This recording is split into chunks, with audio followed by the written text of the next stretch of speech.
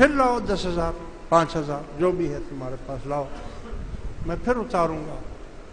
پھر اپنی وہ ہاتھ کی صفائی اور یہ وہ کر کے اور تعویذ وغیرہ، وہ جنات وغیرہ جاتے ہیں، موکل جاتے ہیں، تعویذ نکال کر لاتے ہیں، کہتے ہیں یہ دیکھو میں نے پہلے تو میں نے ختم کر دیے تھے، اب یہ دیکھو دوسرے نکال دیے اس نے۔ پھر قوت ارادی بیدار ہو جاتی ہے، پھر وہ کہتا ہے ہاں ہاں کندھے ہلکے ہو گئے، کندھے۔ ارے خدا کے بندے، بغیر عامل کے تو ذرا تگڑا ہو جا اور بول میرے کندھے ہلکے ہیں۔ کچھ بھی نہیں ہوا، مجھے کچھ بھی نہیں ہوا ہے، میں بالکل ٹھیک ہوں۔ انسان کے اندر خداوند کریم نے ایسی طاقت عطا فرمائی ہے کہ اگر اس کا جو یہ یقین ہے، اگر یہ پختہ ہو گیا، ایک شخص مچھلیاں پکڑتا تھا جال میں،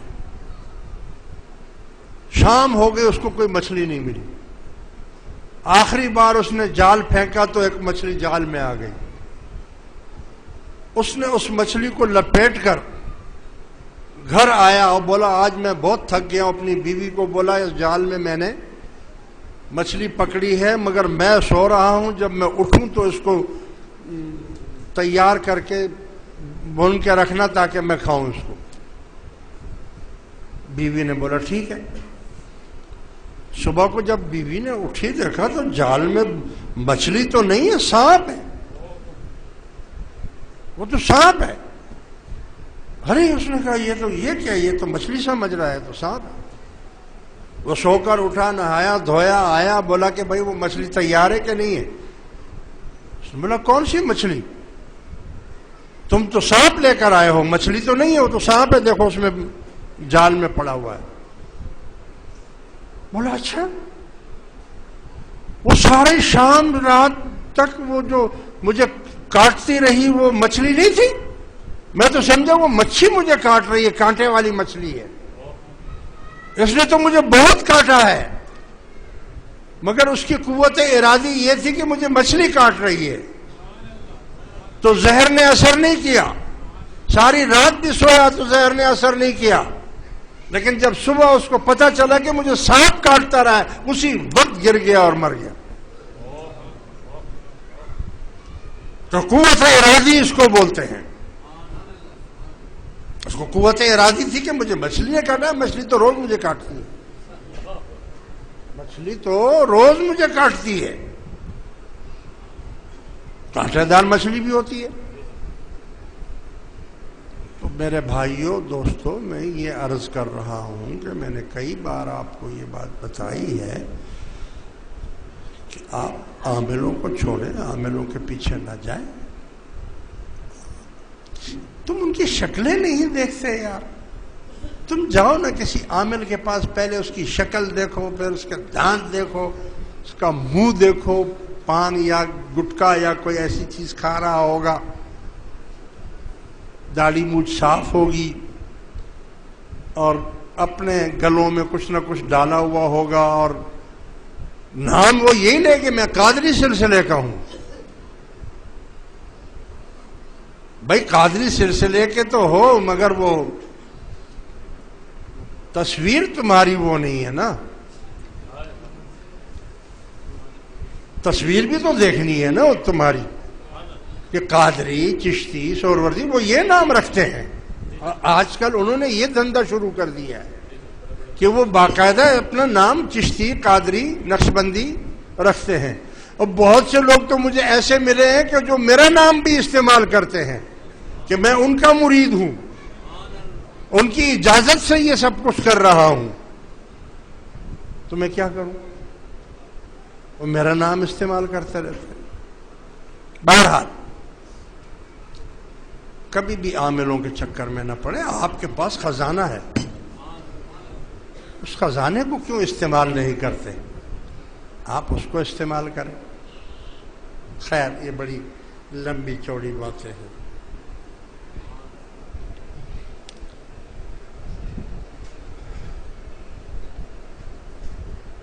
وہ دنیائی عامل کہتا ہے کہ اپنے مرشد کو چھوڑ دو، چھوڑ دو،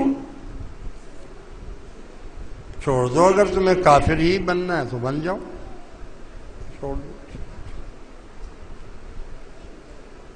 بھائی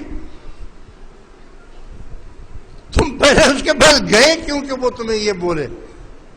نہ تم جاتے، نہ تمہیں وہ یہ بولتا کہ تم مرشد کو چھوڑ دو۔ ہاں ہاں، تمہارے دل میں اگر بے ایمانی ہے تو چھوڑ جاؤ، تم چھوڑ سکتے ہو، ہم تو نہیں چھوڑ سکتے۔